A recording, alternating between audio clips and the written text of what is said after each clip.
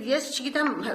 ում հետ ինչպես, բայց հրապարակի նկատմամբ ճնշումները սկսվել են հենց 18 թվականից,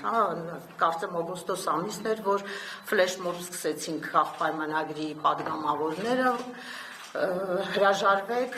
բաժանորդագրությունից, մի կարդացեք հրապարակ, այդպիսի ոչի ներքո, իհարկե դա դեռ ծաղիկներն էին, այսպես ասած, շատ մեղմ ճնշումներ էին դրանք, հետո դրանք նորանոր ձևեր ստացան, դրսևորումներ ստացան եւ հիմա մենք ինչ ունենք։ Հիմա մենք ունենք այնպիսի վիճակ, որ ուրեմն անընդհատ հայցեր, հավատարմագրումից զրկել, լրատվամիջոցների լրագրողների նկատմամբ բռնություններ եւ ֆիզիկական բռնություններ եւ վերբալ բռնություններ, ունենք նաեւ արդեն փաստեր, որ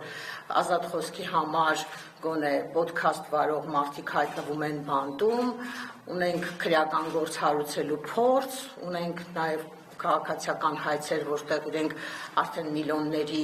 տուգանքներ են նշանակում լրատվամիջոցների նկատմամբ եւ ամենակարևորը մի քանի քպական կարկառուն դեմքեր արդեն սովորույթ են դարձրել ամեն օր եթեր մտնեն, լայվ մտնեն, ստատուսներ գրեն լրատվամիջոցների դեմ, թիրախավորեն լրագրողներին եւ լրատվամիջոցներին, ատելության խոսք տարածեն, իրենց կարծիքով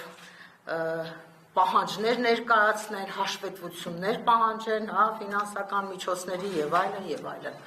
Այս բոլորը, երբ որ ամբողջության մեջ նայում ես, ուղղակի սարսափում ես, թե այդ երիտասարդները, որոնք ժամանակին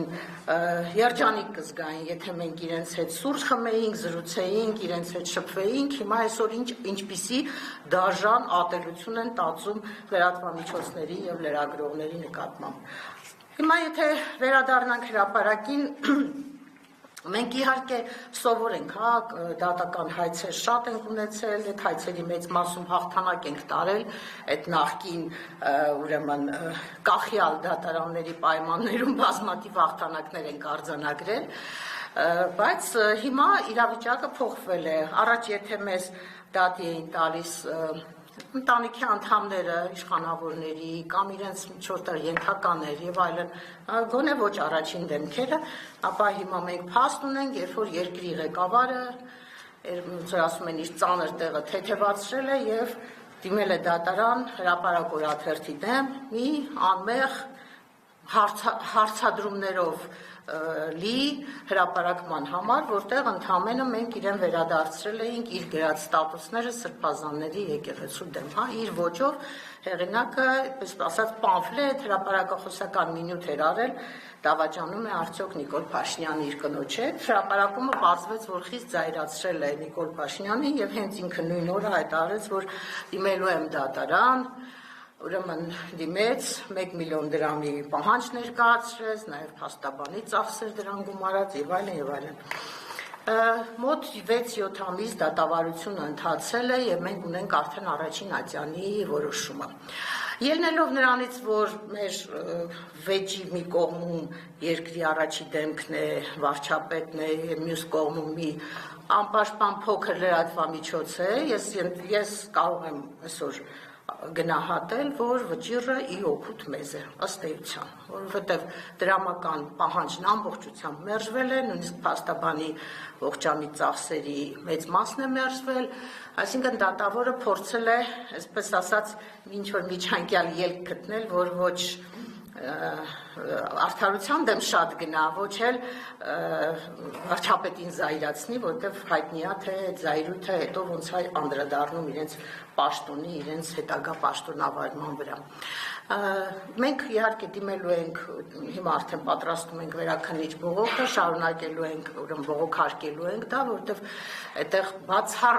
բացարձակապես չկա զրպարտության նշույլ անգամ եւ նույնիսկ, չգիտեմ, վիրավորանք էլ չկա, այսպես ասած, մարդը, եթե ինքը գրում է դոմփել, մոմփել, մանկապիղծ, սրբապիղծ, չգիտեմ, մի քաղաքացի էլ կարող է իրեն ինչ-որ հարցադրումներ անել, օդում պտտվող այդ լուրերը շրջանառել եւ հարցնել, բա եթե դու հարց ես տալիս կաթողիկոսին զավակ ունես, թե ոչ, մենք էլ կարող ենք քեզ հարցնել, դավաճանում ես արդյոք քո կնոջը, թե ոչ։ Դա քաղաքացի մասով, բայց պարզվում է, որ քաղաքացը չի բավարարում, այս իշխանավորներին, իրենք արդեն այդ իրանց համար փոքր է, նեղ է այդ շապիկը, հա, իրենք ավելի մեծ պատիժներ են ուզում լրագրողների համար, ուզում են, որ նրանք նստեն, դատվեն,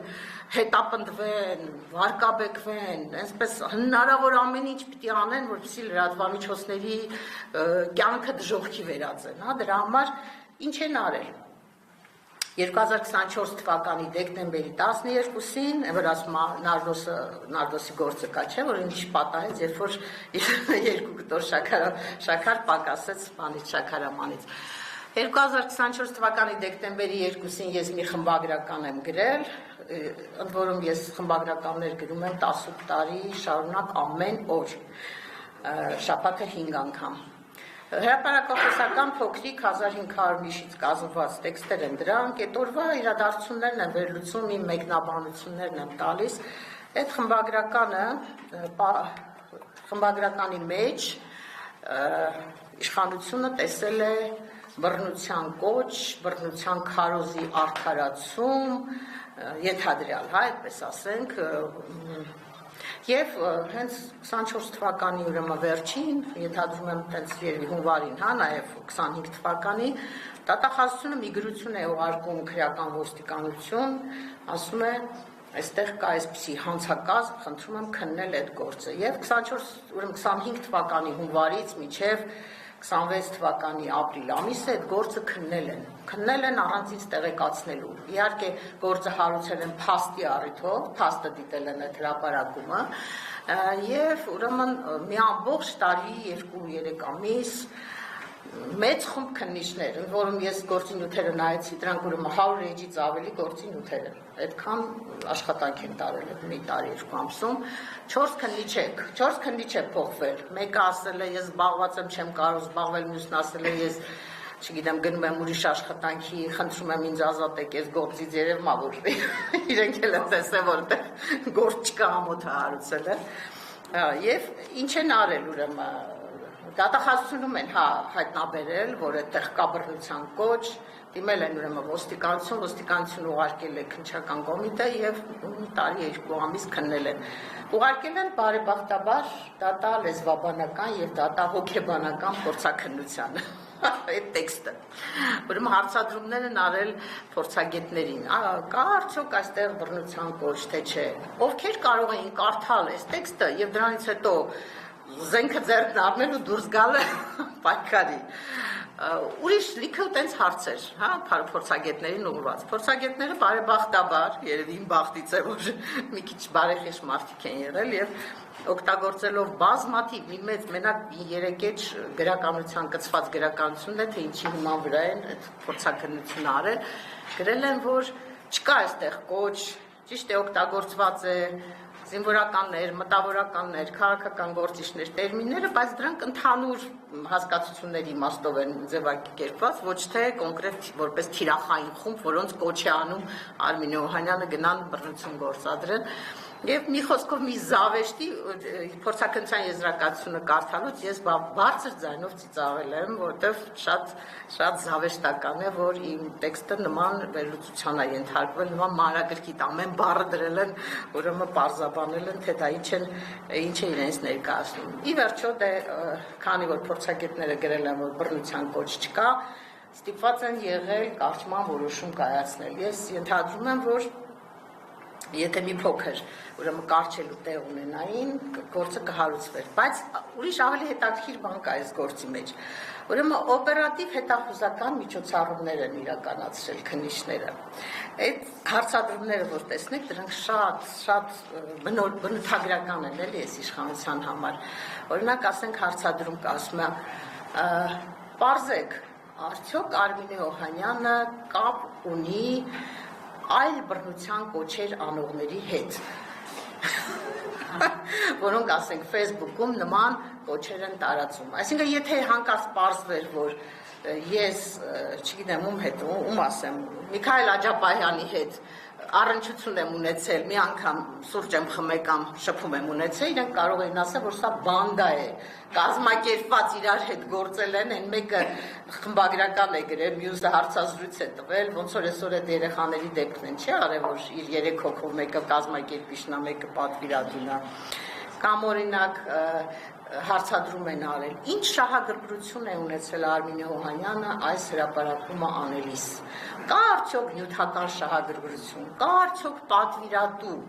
դրթիչ, որը դրթել է նրան գրել այս տեքստը, դուք չեք պատկերացնի, սա այս քրեական վարույթը, որը նախաձեռնվել է 100 էջը, դա քաղաքական հետապնդման դասական ապացույց է, այդ ուղղակի գործի նյութերը դնես հրապարակես, ցույց կտաս, որ թե ինչ դատարկ, անիմաստ, փուչ գործով են զբաղված մեր իրավապահները, ինչպիսի պատվերներ են իրենց իջեցնում քաղաքական իշխանությունից, ինչքան անիմաստ ժամանակ են վատնում քննիչները, դատախազները, տարբեր տեսակի օպերատիվ աշխատողներ, եւ ինչպիսի կանխակալ վերաբերմունք ունեն ցանկացած խոսքի նկատմամբ, հա, կլինի խմբագրի խոսք, լրագրողի խոսք, սրբազանի խոսք, քաղաքական գործի խոսք, կապ չունի։ Սա ըստ այդմ, եթե դա քաղաքական համարում է քաղաքական հետապնդման դասական օրինակ կարծման որոշումը քաղաքական որոշում է ըստ ձեզ, թե իրավական։ Գուցե կա նաև քաղաքական կոմպոնենտ, այն իմաստով, որ թերևս ես կարծում եմ, այս բոլորը իհարկե ենթադրությունների դաշտից է, հա, բան չունենք, այսպես ապացույցներ չունենք։ Ես ենթադրում եմ, որ մի տարի պահել են, մի տարուց ավելի պահել են այդ գործը, մտածել են, որ ինչքանով դա արդյունավետ կլինի դրա հարուցումը եւ բանը վերած աղմուկը, էդ էլ կա, եւ աղմուկը իրենց օգուտ կլինի, թե վնաս կլինի։ Հիմա այս, գիտեք, մի քիչ ես հասկանում եմ, որ շատ մեծ չի տարբերությունը խմբագրի, սրբազանի եւ մյուսի միջեւ, իրենց համար կապ չունի, հա, ով է խոսողը, բայց ամեն դեպքում միջազգային նաեւ ավանդույթներից ելնելով ես հասկանում եմ, որ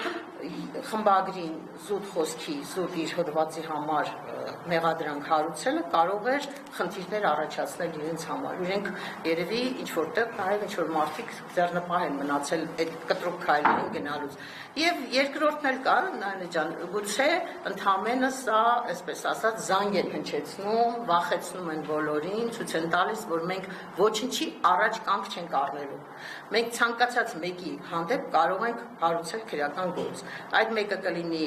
Արմինե Օհանյանը, որը 20 եւ ավելի տարի ընկերություն է արել Նիկոլ Փաշինյանի հետ, թե կլինի հարգված սրբազան եպիսկոպոս, թե կլինի բարերար, որը միլիարդները ծախսել Հայաստանում, իրենք ուզում են ասել, մենք չունենք կարմիր գծեր։ Դուք իմացեք, որ բոլորդ հարվածի տակ եք, բոլորիդ նկատմամբ կարող է հետապնդում հարուցվել, բոլորդ կարող եք հայտնվել բանտում։ Ինձ թվում է, այդպես մի քանի բան իրար գումարվել է ուղղակի։ Եվ մի բան էլ ավելացնեմ իմ խոսքին, ուրեմն պարզ է, չէ, որ այս քրեական վարույթը, որ իրականացրել են, նաև պետական միջոցներ են ծախսվել, չէ, բյուջեի միջոցներ են ծախսվել, այդքան մարդիկ վարձատրություն են ստացել, այդքան մարդիկ հնարավորություն չեն ունեցել այդ իրավապահները զբաղվելու ավելի կարևոր հանրային վտանգավորություն ներկայացնող գործերի քննությամբ ու բացահայտմամբ։ Եվ վերջապես փորձաքննության եզրակացության համար պետությունը վճարել է 198,000 դրամ։ Այդ 198,000-ի կեսը տարին ինձ ես կգրեի կտայի ես եզրակացությունը։